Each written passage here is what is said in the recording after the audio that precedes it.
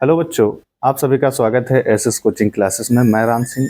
आज हम लेके आए हैं साइंस का एक महत्वपूर्ण टॉपिक, जिसमें हम लोग पढ़ रहे हैं पहला चैप्टर रासायनिक अभिक्रियाएं एवं समीकरण, क्लास 10th।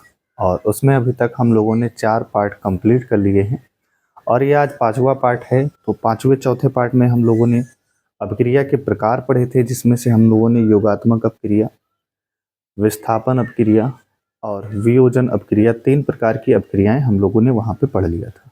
आज चौथे प्रकार की अभिक्रियाएं हमारे पास हैं ऊष्माक्षेपी एंड ऊष्माशोषी अभिक्रियाएं। क्या होती हैं ऊष्माक्षेपी और ऊष्माशोषी अभिक्रियाएं, इनको हम लोग बहुत ध्यान से समझेंगे, बिल्कुल बेसिक इनका जानेंगे, आखिर ऐसा क्यों हो रहा है। ठीक है, सबसे पहले यहाँ पर देखिए, आज जो हम लोग पढ़ने वाले हैं वो पढ़ेंगे ऊष्माक्षेपी तथा ऊष्माशोषी अभिक्रियाएं। तो सबसे पहले हम लोग देखेंगे ऊष्माक्षेपी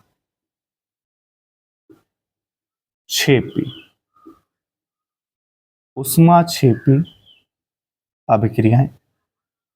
इंग्लिश में इसको बोला जाता है एक्सोथर्मिक रिएक्शन। जहां पर थर्मिक शब्द आ जाता है वहां पर उसका संबंध किसके साथ हो जाता है? ताप के साथ हो जाता है। तो यहाँ पर जैसा कि इसके नाम में है, ऊष्मा का मतलब होता है हीट, यानी ऊष्मा ही होता है। ऊष्मा का मतलब बेटा क्या हुआ? हीट यानी एनर्जी, ऊर्जा।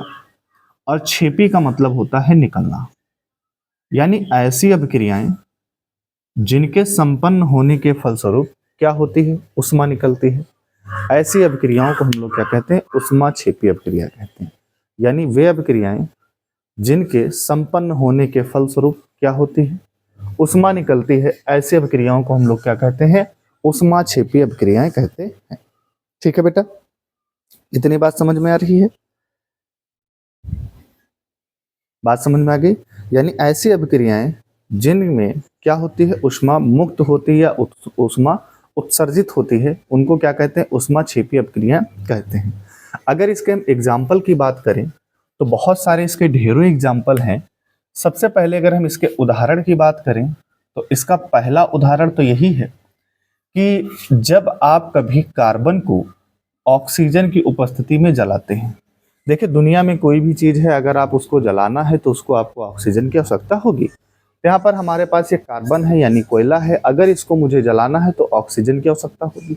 तो कार्बन को ऑक्सीजन की उपस्थिति में जब जलाया जाता है तो उस कंडीशन में होता क्या है कि यहाँ पर कार्बन डाइऑक्साइड गैस तो बनती ही बनती है, साथ में यहाँ पर बेटा क्या निकलती है? ऊष्मा निकलती है। तो देखो, अभिक्रिया हो रही है और उसी के दौरान यहाँ पर बेटा क्या हो रही? ऊष्मा निकल रही है।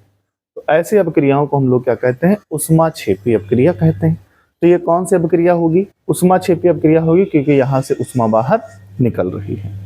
या इसका एक और हम एग्जाम्पल देखें तो आप लोगों ने देखा होगा कि अगर हम बात करें कि और भी अगर हमारे पास एक दहन अभिक्रिया की हम बात कर लें कि जैसे हमारे पास ये पहला एग्जाम्पल हो गया। दूसरा एग्जाम्पल ये है कि जब कभी आप मेथेन को जलाते हैं, मेथेन को हम लोग ऑक्सीजन की उपस्थिति में जलाते हैं।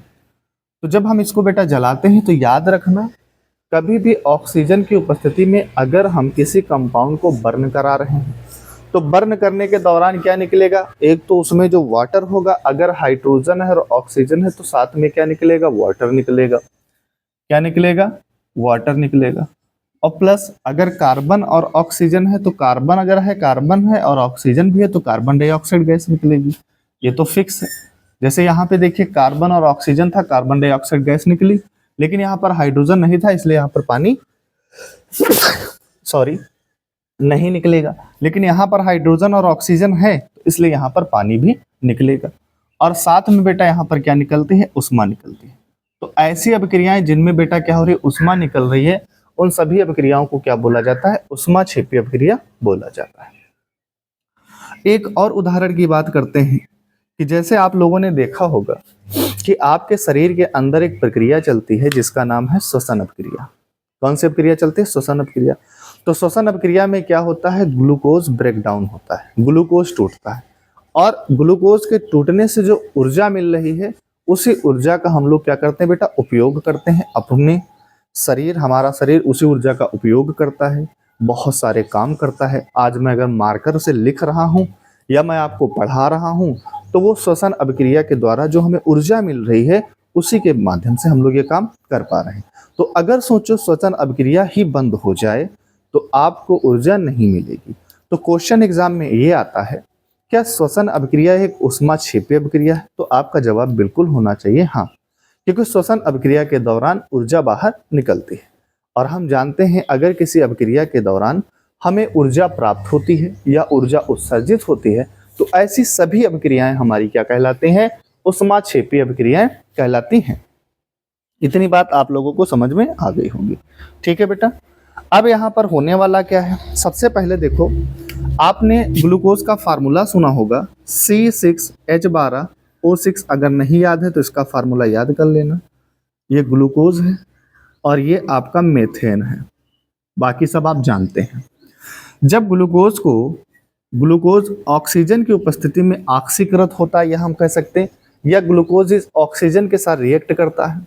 तो जब ये ग्लूकोज ऑक्सीजन के साथ रिएक्ट करता है तो मैंने कहा कि अगर कभी भी किसी भी कंपाउंड की रिएक्शन ऑक्सीजन के साथ हो रही है और वहां पर अगर कार्बन और ऑक्सीजन है, यानी इसका ऑक्सीकरण हो रहा है। वैसे तो इसका ऑक्सीकरण हो रहा है लेकिन ये ऊष्माक्षेपी अभिक्रिया है। तो जब ये दोनों आपस में रिएक्ट करेंगे तो यहाँ पर कार्बन और ऑक्सीजन है, इसलिए यहाँ से क्या बनती है? CO2 बनती है। पहला पॉइंट। अगर हाइड्रोजन है और ऑक्सीजन है तो क्या बनेगा? जल बनेगा। और आप जानते हैं कि ये एक प्रकार की कैसी अभिक्रिया है? ये भी एक प्रकार की दहन अभिक्रिया थी और ये भी एक प्रकार की दहन अभिक्रिया थी। तो ये दहन अभिक्रिया का हमारे पास बहुत बढ़िया एग्जाम्पल है। ठीक है, और ये भी दहन अभिक्रिया है क्योंकि यहाँ पर भी हम लोग कार्बन को जला ही रहे, तो ये भी दहन अभिक्रिया। तो जितनी भी दहन अभिक्रियाएं होती हैं सारी की सारी ऊष्माक्षेपी अभिक्रियाएं होती हैं। क्लियर है? अब यहाँ पर देखिए साथ में क्या से निकलेगी? यहाँ से बेटा ऊष्मा निकलेगी। ऊष्मा बोल दो, क्या बोलो? ऊष्मा बोल दो, या हम कह सकते हैं यहाँ से ऊर्जा निकल रही है। क्या निकल रही है? ऊर्जा। ऊष्मा ऊर्जा का ही एक रूप है। तो क्या निकल रही है? ऊर्जा निकल रही है। ठीक है, अब यहाँ पर देखिए इसको हम बैलेंस कर लेते हैं।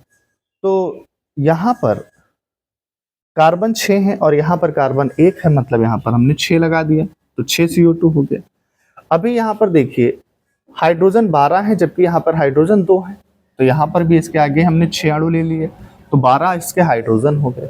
अब यहाँ पर देखो ऑक्सीजन यहाँ पर कितना हो गया? 6 कार्बन ऑक्सीजन 12 और 6 18 हो गया, जबकि यहाँ ऑक्सीजन कितना है? 6, तो यहाँ पर क्या हो जाएगा? 6।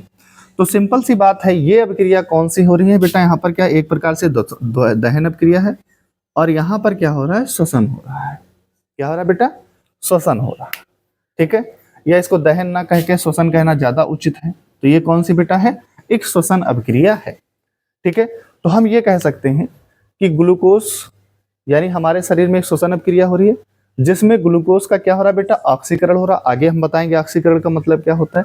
और ऑक्सीकरण होने से क्या बन रही है? कार्बन डाइऑक्साइड गैस, और साथ में क्या बन रहा है? जल बन रहा है। अगर सोचो श्वसन अभिक्रिया बंद कर दी जाए, क्या हम पढ़ने के लिए आए हैं, हम पढ़ पाएंगे? बिल्कुल नहीं पढ़ पाएंगे।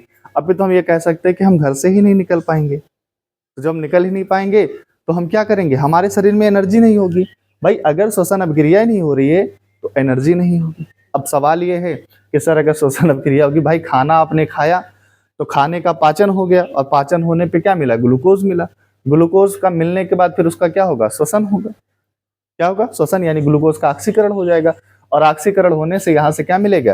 कार्बन डाइऑक्साइड गैस भी निकलती है। हम लोग जो कार्बन डाइऑक्साइड गैस रिलीज करते हैं वो कहीं बाहर से थोड़ी ना आती है, वो श्वसन अभिक्रिया के दौरान ही तो कार्बन डाइऑक्साइड गैस मिल रही है। उसको हम लोग क्या करते हैं? शरीर से बाहर आउट कर देते हैं क्योंकि ये हमारे शरीर के लिए आवश्यक नहीं है।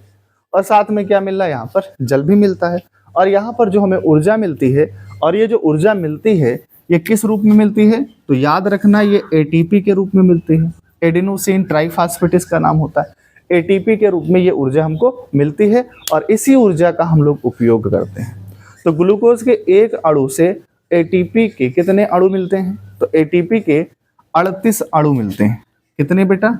38 अणु मिलते हैं किसके? ATP के।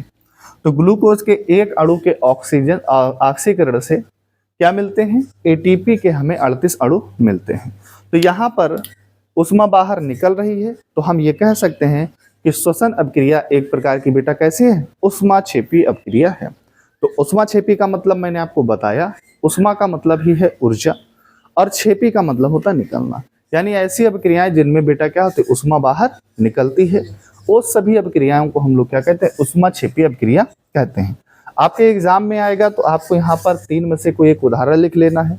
यह क्वेश्चन सिंपल सा ये पूछेगा, क्या श्वसन अभिक्रिया उष्मा छेपी अभिक्रिया है, समझाइए। तो आप कहेंगे हाँ, श्वसन एक उष्मा छेपी अभिक्रिया है क्योंकि इसमें ऊर्जा मुक्त होती है। आप ये रिएक्शन कर देंगे, आपको फुल मार्क्स मिल जाएंगे। ठीक है, तो इसको जल्दी से आप नोट कर लीजिए, हेडिंग लगाइए उष्मा छेपी, फिर इसके बाद हम लोग उष्मा शोषी को पढ़ेंगे।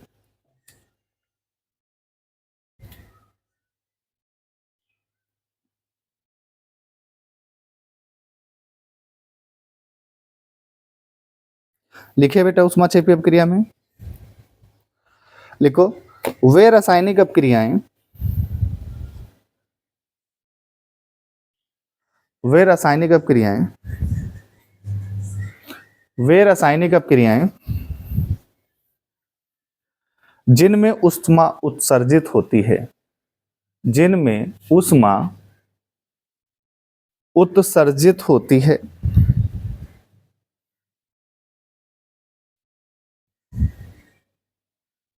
तथा अभिक्रिया मिश्रण का ताप बढ़ जाता है।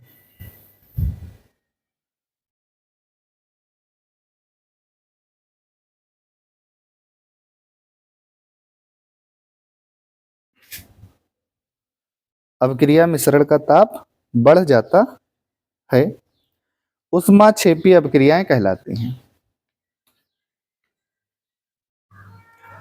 अब बेटा ये उदाहरण लिख लीजिए, 1 2 3 मैंने उदाहरण आपको लिखा दे, चलो मैं चौथा एक और लिखा देता हूं।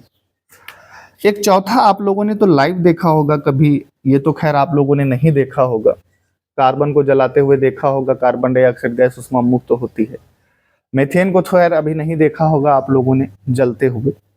लेकिन यहाँ पर आप एक बात समझ लीजिए कि कभी भी आप लोगों ने देखा होगा कि हमारे घर में मम्मी या पापा चूना लेके आते हैं और उसको हम एक गिलास में लेते हैं, और जैसे ही हम चूने को ग्लास में डालते हैं तो ग्लास क्या हो जाता है, गर्म हो जाता है। तो आखिर वो ग्लास गर्म क्यों हुआ, समझने वाली ये बात है, क्योंकि वहां पर उष्माक्षेपी अभिक्रिया हुआ। जैसे ही चूना पानी के साथ रिएक्ट करता है, बनाता है बुझा चूना, यानी जो चूने के अंदर एनर्जी थी वो एनर्जी बाहर निकलेगी। अब वो एनर्जी जो अभिक्रिया के दौरान ऊर्जा मुक्त हो रही है वो ग्लास की दीवार से जाके क्या होगी, टकराएगी, और टकराएगी तो ग्लास की जो सतह हो जाएगी वो क्या हो जाएगी, गर्म हो जाएगी। जिसके कारण हमने आपको लिखाया है पॉइंट में कि अभिक्रिया का जो मिश्रण होता है उसका ताप बढ़ जाता है। तो आप अगर हाथ डालेंगे तो आपको जो मिश्रण मिलेगा, आपको जो वहां पर सॉल्यूशन मिश्रण मिलेगा, वो मिश्रण कैसा होगा, गर्म हो जाएगा। यानी ताप बढ़ने का मतलब है कि वो मिश्रण कैसा होगा, गर्म होगा। ठीक है, चलिए इसका एग्जाम्पल समझते हैं कि चूने का फार्मूला होता है CaO, तो ये चूना है, और चूने को हम लोग पानी में क्या करते हैं, घोलते हैं। तो चूने को जब हम पानी में घोलते हैं तो ये बेटा बनता है CaOH का होल ट्वाइस, और साथ में यहाँ से क्या निकल रही है, उष्मा निकल रही है। तो बहुत सारे उदाहरण हमने आपको करा दिए हैं, आपको एग्जाम में कोई एक उदाहरण लिखना होगा। ये चूना है और ये बेटा आपके बुझे चूने का फार्मूला है, तो ये हमारा कौन सा चूना हो जाएगा, बुझा चूना हो जाएगा। तो ये चारों उदाहरण आप लिख।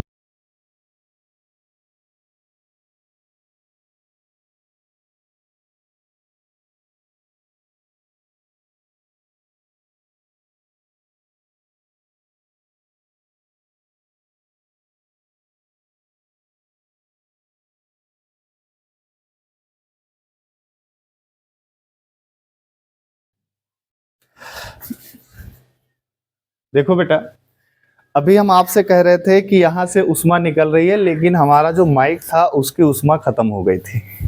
माइक की उष्मा खत्म हो गई, यानी माइक की ऊर्जा खत्म हो गई थी, माइक के अंदर बैटरी नहीं बची थी, जिसके कारण क्या हो गया कि आपको वॉइस नहीं आ रही होगी। हम एक बार आपको फिर से समझा देते हैं कि उष्मा छेपी अभिक्रिया है। उष्मा छेपी अभिक्रिया का मतलब होता है, उष्मा का मतलब तो आपको ऊर्जा है, उष्मा क्या है, एक प्रकार की ऊर्जा है, और छेपी का मतलब होता है निकलना। यानी ऐसी अभिक्रियाएं जिनमें अभिक्रिया से क्या होती है, उष्मा निकलती है, उनको हम लोग क्या कहते हैं, उष्मा छेपी अभिक्रिया कहते हैं।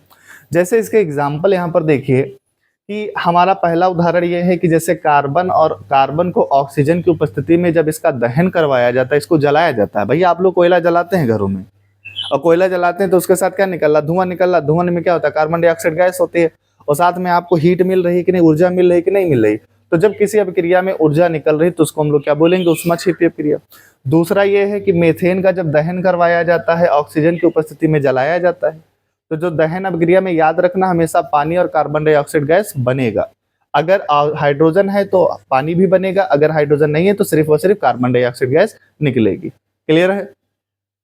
उसके बाद ग्लूकोज, हमने बताया ग्लूकोज का भी क्या होता है बेटा, श्वसन होता है, क्योंकि हमारे शरीर में क्या है, ग्लूकोज है, और जब हम नाक के थ्रू ऑक्सीजन हमारे ब्लड में पहुंचती है, वहां पर क्या होता है, ग्लूकोज होता है, तो उसका क्या होता है, ऑक्सीकरण होता है। तो श्वसन क्या है, एक प्रकार की ऑक्सीकरण क्रिया भी है और ऊष्माक्षेपी अभिक्रिया भी है। क्यों?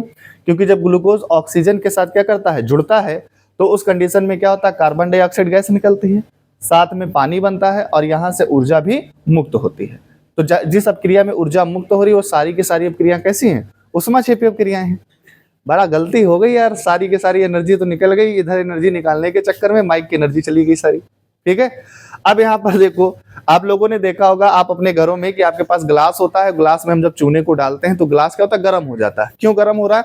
क्योंकि जब ग्लास यानी जब चूना पानी के साथ रिएक्ट कर रहा है तो वहां से क्या निकल रही है, ऊष्मा निकल रही है, और ऊष्मा उस जो हमारा पात्र होता है, जो ग्लास होता है, उसकी दीवार से क्या होता है, टकराता है, जिसके कारण ग्लास क्या होता है, गर्म हो जाता है। यानी अगर आप उसमें उंगली डालेंगे मिश्रण के अंदर तो उसका ताप क्या हो जाएगा, बढ़ जाता है। बात समझ में? तो चारों के चारों उदाहरण कैसे हैं, ऊष्माक्षेपी अभिक्रिया के हैं। तो ऊष्माक्षेपी अभिक्रिया को एक बार और मैं बता देता हूँ, वे रासायनिक अभिक्रियाएं जिसमें ऊर्जा क्या होती है, मुक्त होती है, उनको हम लोग बेटा क्या कहते हैं, ऊष्माक्षेपी अभिक्रिया कहते हैं। अब हम लोग देखेंगे ऊष्माशोषी अभिक्रियाएं। ठीक है। माइक अब काम कर रहा है, इसके लिए बहुत खेद है कि पहले माइक काम नहीं किया। अब देखो बेटा, यहाँ पर ऊष्माक्षेपी अभिक्रिया पढ़ने के बाद अब हमको पढ़ना है ऊष्माशोषी अभिक्रिया। ऊष्माक्षेपी अभिक्रिया में क्या हो रही है, ऊर्जा बाहर निकल रही है, लेकिन ऊष्माशोषी अभिक्रिया क्या होगी, यानी ऊष्माशोषी अभिक्रिया को कराने के लिए हमको बाहर से ऊर्जा देनी पड़ेगी। यानी आप लोग जो मैक्सिमम रिएक्शंस देखते हैं वो सब कैसे होती है, ऊष्माशोषी होती है। मान लीजिए ऐसे कोई रिएक्शन हो रही है, यहाँ पर अगर टेम्परेचर लिखा होता है 100 degree Celsius, 300 degree Celsius, 500 degree Celsius, 50 degree Celsius, 20 degree Celsius, इसका मतलब क्या है कि उस अभिक्रिया को कराने के लिए हमको उसको ऊर्जा देनी पड़ रही है। तो जब किसी अभिक्रिया को संपन्न कराने के लिए हमको बाहर से ऊष्मा देनी पड़ती है तो उसको हम लोग बेटा क्या कहते हैं, ऊष्माशोषी अभिक्रिया कहते हैं। एक एग्जांपल समझो कि आपके घर में मान लीजिए खाना पक रहा है, तो खाना पकने के लिए आप लोग क्या कर रहे हैं, गैस को ऑन कर रहे हैं। गैस को ऑन करने के लिए आप क्या कर रहे हैं, उसको एनर्जी दे रहे हैं। अब जब आप उसको ऊर्जा देंगे तभी तो खाना पकेगा।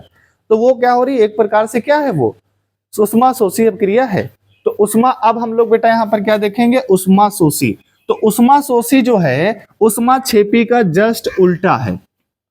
क्या है बेटा, जस्ट उल्टा।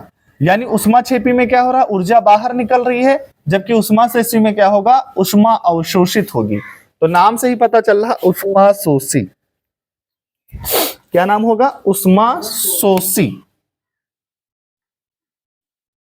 तो ऊष्माशोषी अभिक्रिया यानी एंडोथर्मिक रिएक्शन। ठीक है।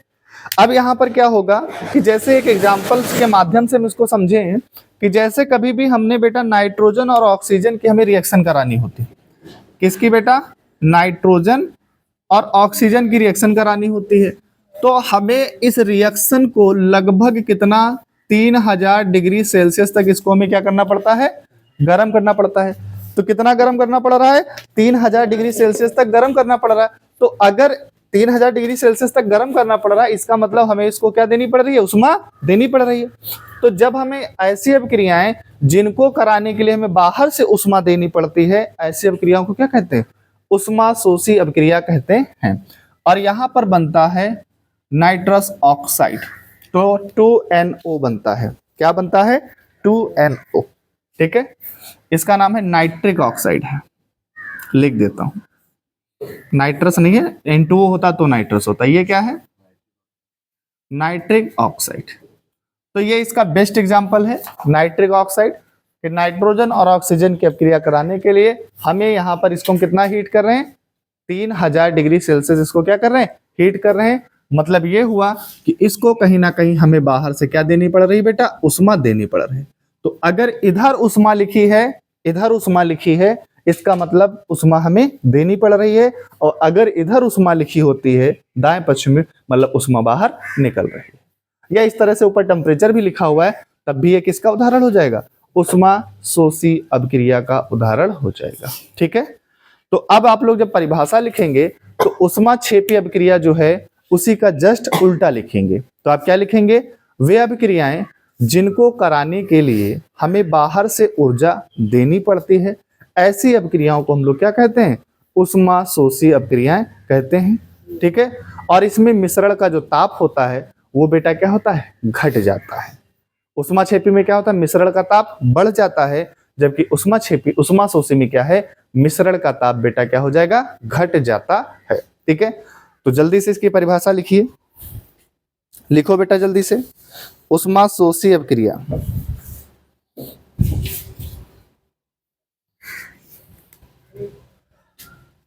लिखो लिखो, वे अभिक्रियाएं जिनको संपन्न कराने के लिए हमें बाहर से उष्मा देनी पड़ती है, संपन्न कराने के लिए बाहर से उष्मा देनी पड़ती है, ऐसी अभिक्रियाओं को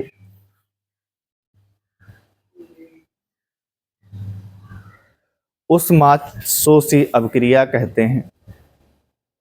और इसमें उष्मा शोषी अभिक्रिया कहते हैं, और इसमें मिश्रण का ताप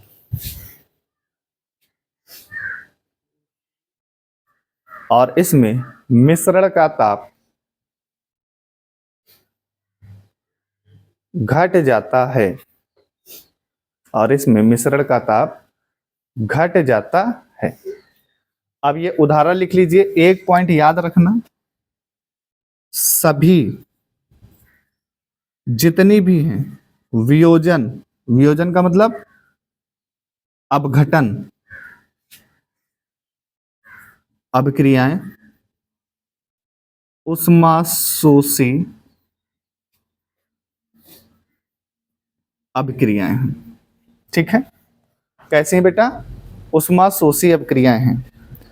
अब जैसे आप लोगों ने वियोजन अभिक्रिया कल हमने आपको पढ़ाया था कि जैसे मान लीजिए कैल्शियम कार्बोनेट होता है, क्या होता है बेटा, कैल्शियम कार्बोनेट, ये एक प्रकार की वियोजन अभिक्रिया है। कौन सी है, वियोजन अभिक्रिया। तो जब हम इसको बेटा क्या करते हैं, यहाँ पर उष्मा मैंने लिखा है, इसका मतलब मैं इसको क्या कर रहा हूँ, उष्मा दे रहा हूँ।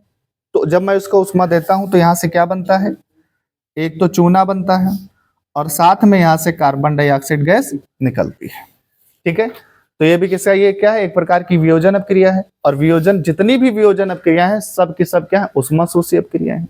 ठीक है, या मैंने एक एग्जांपल और लिया था कि जैसे मान लीजिए यहाँ पर आपने AgCl लिया था, क्या लिया था बेटा हमने, यहाँ से ध्यान से देखिए, अगर आपको याद आ रहा होगा कल की क्लास में, तो यहाँ पर बेटा हमने क्या लिया था, AgCl लिया था। और जब हमने बेटा यहाँ पर AgCl लिया था, ध्यान से मेरी बात सुन लो, यहाँ पर बेटा हमने क्या लिया था, AgCl लिया था, और इस पर जैसे हमने प्रकाश डाला था HNu, तो यहाँ पर ये हमको मिला था Ag, और प्लस यहाँ पर से बेटा Cl2 बाहर हो गया था। इसके दो अणु ले लो, रिएक्शन को हमको क्या करना है बेटा, बैलेंस करना है। तो यहाँ पर ये भी हमारा क्या है, उष्मा शोषी अभिक्रियाओं के उदाहरण है। तो ऐसी अभिक्रियाएं भैया, HNu क्या है, प्रकाश क्या है, प्रकाश में फोटान होते हैं, और फोटान में क्या होती है, ऊर्जा होती है, और उनकी जो ऊर्जा होती है वो HNu के बराबर होती है, एक फोटान की ऊर्जा। तो यहाँ पर HNu का मतलब ये क्या है, ये ऊर्जा ही लिखा हुआ है। और ऊर्जा क्या है, उष्मा क्या है, ऊर्जा का ही तो रूप है।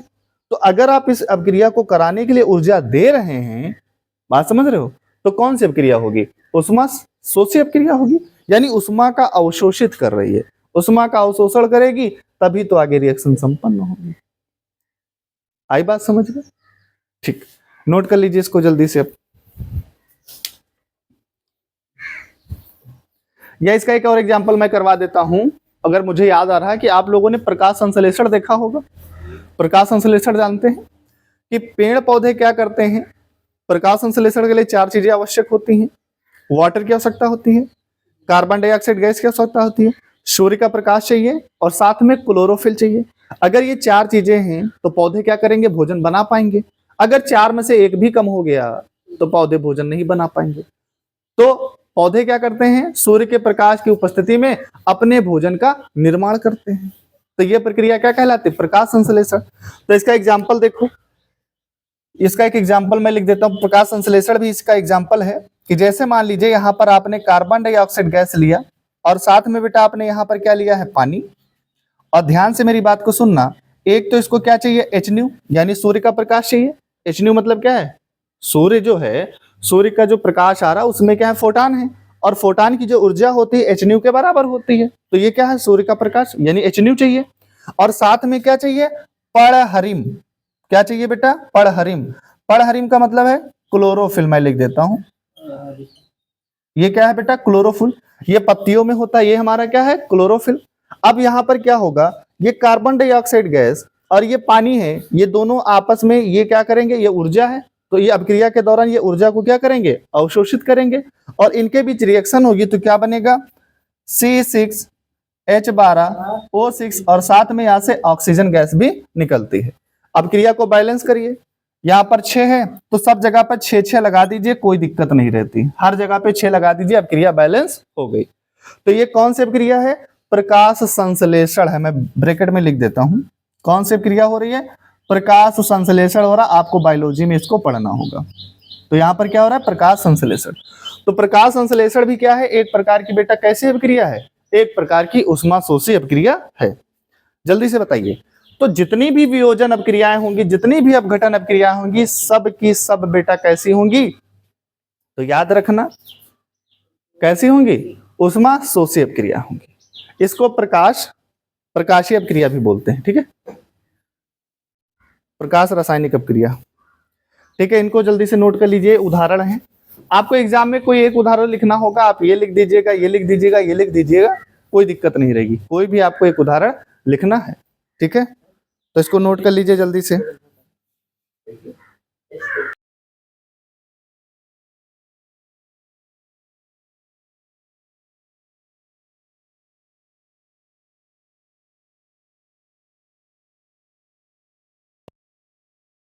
क्रिया बेटा जो हम लोग पढ़ने वाले हैं उसका नाम क्या है, द्विविस्थापन अपक्रिया है, डबल डिस्प्लेसमेंट रिएक्शन। इसको पहले समझ लेते हैं है क्या। द्वि का मतलब होता है 2, डबल का मतलब कितना होता है, 2। डिस्प्लेसमेंट का मतलब होता है स्थानांतरण, यानी 2 लोगों का स्थानांतरण होगा। बात समझ रहे हो, जैसे कि एग्जांपल समझो कि एक भैया और भाभी हैं AB और एक और भैया और भाभी हैं CD। समझ लेना बात को, एक भैया भाभी हैं AB और एक भैया और भाभी क्या है, CD है। समझना डबल विस्थापन कैसे हो रहा। अब यहां पर होने वाला क्या है कि मान लीजिए, समझ लीजिए, जिनको मैं अंडरलाइन कर रहा हूं ये भैया हैं, ठीक है, और जिनके नीचे अंडरलाइन नहीं है वो क्या है, भाभी हैं। समझ लेना थोड़ा सा, ये भैया और भाभी हैं। अभी इनमें क्या हो गया, समझौता हो गया कि एक डिनर की पार्टी पे जाना है। तो समझौता क्या हुआ कि डिनर की पार्टी में इनको जाना है, तो इन्होंने कहा कि भैया स्थानांतरण कर लेते हैं, विनिमय कर लेते हैं। मतलब विनिमय का मतलब होता है एक्सचेंज कर लेते हैं। तो एक्सचेंज करने का मतलब भाई पार्टी में क्या होता है, हर कोई चाहता है कि भैया नए व्यक्ति के साथ जाए, ठीक है। तो यहां पर क्या होगा कि ये भैया चले जाएंगे किसके साथ, इन भाभी के साथ, और ये भैया चले जाएंगे इन भाभी के साथ।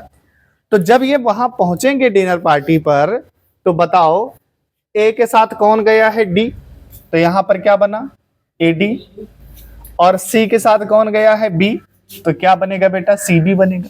तो जरा बताओ नया पदार्थ बना कि नहीं बना, बना कि नहीं बना। ये तो उदाहरण था समझाने के लिए। तो यहां पर एक्सचेंज क्या हो रहा है, विनिमय हो रहा है, एक्सचेंज हो रहा है कि नहीं हो रहा। भाई इनकी वाइफ इनके साथ चली गई और इनकी वाइफ इनके साथ चली गई। समझ में आ रही। तो कितनी जगह पर डिस्प्लेसमेंट हो रहा है, कितनी जगह पे विस्थापन हो रहा है, 2 जगह पर। इसलिए इसको बोला जाता है डबल डिस्प्लेसमेंट रिएक्शन या द्विविस्थापन अभिक्रिया। समझ में आ रही बात। इनको विस्थापित कर दिया तो ये इनके साथ चले गए, इनको विस्थापित करके यहां पर ये इनके साथ चले गए। इसी को बोलते हैं डबल डिस्प्लेसमेंट रिएक्शन। ये तो थी समझाने की बात, आपको मतलब समझ में आ गया होगा कि जब दो जगह पे विस्थापन होता है या दो यौगिकों के बीच में आयनों का क्या होता है बेटा, विनिमय होता है, तो ऐसी अभिक्रियाओं को क्या बोला जाता है, द्विविस्थापन अभिक्रिया बोला जाता है। समझ में आ गई बात? तो इसकी परिभाषा क्या होगी, वे रासायनिक अभिक्रियाएं जिनमें दो यौगिकों के, या हम ये कह सकते हैं यौगिकों के दो आयनों का क्या होता है बेटा, विनिमय हो जाता है, यानी स्थानांतरण हो जाता है। ऐसी अभिक्रियाओं को क्या बोलते हैं, द्विविस्थापन अभिक्रिया बोलते हैं। क्लियर है इतनी बात? अब अगर हम इसके उदाहरण की बात करेंगे तो इसका बहुत बेस्ट हमारे पास उदाहरण है। जल्दी से आप लोगों को मतलब समझ में आ गया, फिर मैं उदाहरण को करवाऊं, आपको ज्यादा अच्छा समझ में आएगा। ठीक है, तो जैसे इसका एक उदाहरण हमारे पास है कि मैं इसका उदाहरण भी लिखता हूं, ध्यान से देखिएगा। एक हमारे पास कंपाउंड है AgNO3, ठीक है, और इसकी रिएक्शन हम लोग करवा रहे हैं NaCl के साथ। किसके साथ करवाते हैं, NaCl के साथ करवाते हैं। अब जरा यहां पर ध्यान से समझिएगा, जब ये आयन के रूप में टूटेगा तो यहां पर ये बनेगा Ag+ और ये बनेगा बेटा NO3-। ये जब टूटेगा तो यहां पर क्या बनेगा, Na+ और यहां पर क्या होगा, Cl- होगा। तो ये इनके आयन हैं, तो कितने आयनों का विनिमय होगा, दो आयनों का विनिमय होगा। यानी ये Ag चला जाएगा Cl के साथ, समझना, और Na आ जाएगा किसके साथ, NO3 के साथ आ जाएगा। तो जब AgCl के साथ जाएगा, देखो बराबर चार्ज है, कट जाएगा तो क्या बनेगा बेटा, AgCl बनेगा, सिल्वर क्लोराइड बन रहा है। और Na चला जाएगा NO3 के साथ, लेकिन पॉजिटिव पार्ट को पहले लिखते हैं, तो क्या हो जाएगा NaNO3। अब जिन बच्चों को ये नहीं समझ में आया कि कैसे विभक्त हो रहा, तो हमने आयन पढ़ाए थे, सॉरी हमने रासायनिक यौगिकों के नामकरण में पढ़ाया है कि किसी भी यौगिक का जो नाम होता है वो धनायन और ऋणायन, यानी जो सूत्र बना होता है धनायन और ऋणायन से मिलकर बना होता है। तो आगे का पार्ट हमेशा धनायन और पीछे वाला भाग हमेशा ऋणायन होता है। तो कितने आयनों का एक्सचेंज हो रहा है, दो आयनों का विनिमय हो रहा है कि नहीं हो रहा, बात समझ में आ गई? तो ये इसका बेटा बेस्ट एग्जाम्पल है, आपको यहाँ पर समझ में आया होगा। ठीक है, अगर हम एक और उदाहरण से इसको समझे कि जैसे मान लीजिए ये तो हमारा पहला उदाहरण है, दूसरा उदाहरण और हम एक देख लेते हैं कि जैसे BaCl2 है और इसको हम लोग बेटा किसके साथ इसकी रिएक्शन करवा रहे हैं, Na2SO4 के साथ। सोडियम सल्फेट इसका नाम है और इसका नाम है barium chloride. Barium chloride, sodium sulphate, ये जब टूटेगा तो काहे में टूटेगा, Ba+2 में, और ये बेटा क्या हो जाएगा, Cl- में। ये जब टूटेगा, क्योंकि ये एक्वस कंडीशन में है, एक्वस में है मतलब पानी में है, तो ये आयन होंगे, पानी में घोला गया तो आयन होंगे, तो यहां पर आप एक्वस लिख लीजिए। और ये बेटा जो मिलता है हमको सॉलिड स्टेट में मिलता है, और ये हमारा क्या होता है, एक्वस स्टेट में होता है। ये सॉलिड स्टेट में होता है, जमीन में बैठ जाता है, सॉलिड होता है, आविलय होता है, ये घुलता नहीं है पानी। तो ये बेरियम क्लोराइड और सोडियम सल्फेट हो रहा है, तो ये काहे में टूटेगा सर, ये Na+ में टूटेगा और ये बेटा SO4-2 में टूटेगा। अब ये इसका पॉजिटिव इसके निगेटिव के साथ जाएगा तो क्या बनेगा, चार्ज सेम है कि नहीं है, बोलो क्या है, चार्ज सेम है कि नहीं है, तो क्या बनेगा, तो सर बनेगा BaSO4 बनेगा। ठीक है, और यहां से ये NaCl बन जाएगा, क्या बना बेटा, NaCl। तो कितने आयनों का एक्सचेंज हुआ है, भैया चले गए भाभी के साथ, ये भाभी चली गई इन भैया के साथ। ठीक है, तो इस तरीके से क्या हो रहा है, आयनों का एक्सचेंज हो रहा है। तो कितने आयनों का एक्सचेंज हो रहा है, दो आयनों का हो रहा है, इसलिए इसको बोलते हैं द्विविस्थापन अभिक्रिया। क्या इतनी बात समझ में आ गई? अगर कोई डाउट ना हो मन में तो आप लोग बता सकते हैं। ठीक है, अब क्रिया को संतुलित कर लो, Na यहाँ पर 2 है तो यहाँ पर Na2 कर लो, Cl भी यहाँ पर 2 हो गए, Cl भी 2 हो गए। अब क्रिया आपकी क्या हो गई, संतुलित हो गई। ये एक्वस कंडीशन में है, और ये जो मिलता है बेटा कैसा होता है, सॉलिड होता है, और ये भी कैसा होता है, एक्वस होता है। सॉलिड का मतलब ये है कि जब इनके आप रिएक्शन कराएंगे तो ये तली में बैठ जाएगा, और ये जो इनके लिए सिंबल यूज करते हैं, ये वाला सिंबल नीचे की तरफ एरो बनाते हैं जैसे यहाँ पर, तो इसका मतलब होता है अवक्षेप मिलेगा। क्या मिलेगा, अवक्षेप मिलेगा। और ये कैसा होगा, अविलय पदार्थ होता है, ये घुलता नहीं है पानी में। क्लियर? तो ये हमारी कौन सी अभिक्रिया है? द्विविस्थापन अभिक्रिया हो गई, डबल डिस्प्लेसमेंट रिएक्शन हो गई। समझ में आ गई सबको कि कितनी जगह पे विस्थापन हो रहा है? 2 जगह पर। या हम कह सकते हैं कि 2 कंपाउंड्स के बीच में क्या हो रहा है? विनिमय हो रहा, आदान प्रदान हो रहा है। बोल सकते हैं ना, आदान प्रदान हो रहा है। चलो अब इसमें हेडिंग लगाओ द्विविस्थापन अभिक्रिया और इसमें लिखो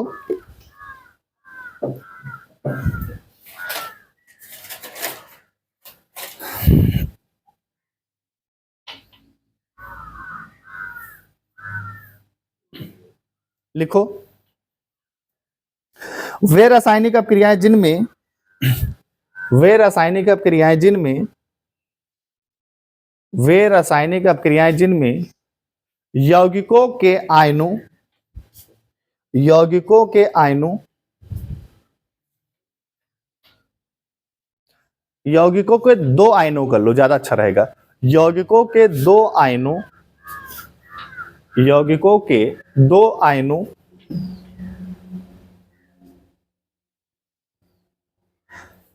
का 2 आयनों का परस्पर विनिमय विनिमय ब्रैकेट में लिख लीजिए स्थानांतरण, ब्रैकेट में लिख लीजिए स्थानांतरण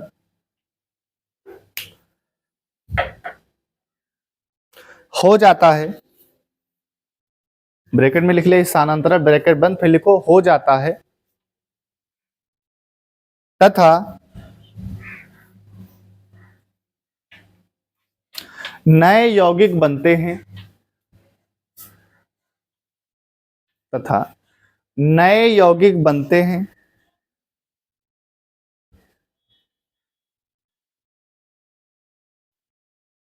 नए यौगिक बनते हैं कॉमा द्विविस्थापन या उभय अपघटन अपक्रिया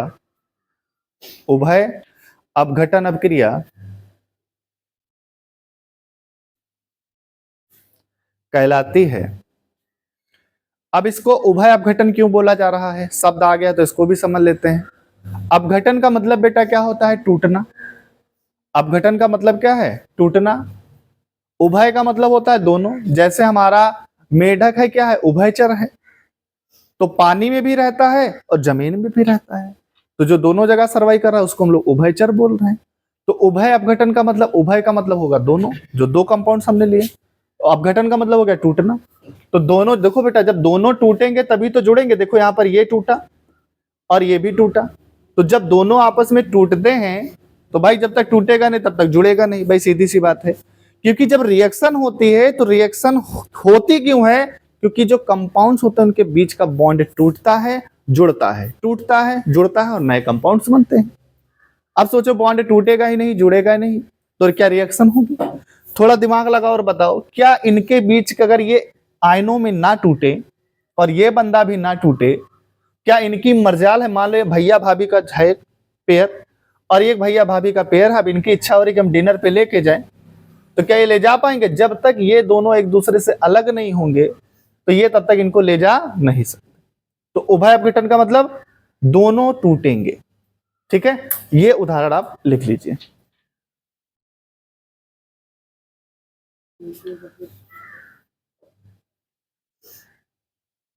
जल्दी से नोट कर लीजिए। और वीडियो काफी लंबा हो गया और कल की क्लास जो रहेगी वो बहुत ज्यादा इंपॉर्टेंट रहेगी। कल हम लोग अवक्षेपण अपक्रिया भी पढ़ेंगे, उदासीनीकरण अपक्रिया भी पढ़ेंगे और साथ में आक्सीकरण और अपचयन अपक्रिया भी पढ़ेंगे। तो आज की क्लास को यहीं पे समाप्त करते हैं। और अगर वीडियो पसंद आया है तो इसको शेयर जरूर कर दीजिएगा। अगर चैनल पे नए हैं तो चैनल को सब्सक्राइब कर लीजिएगा।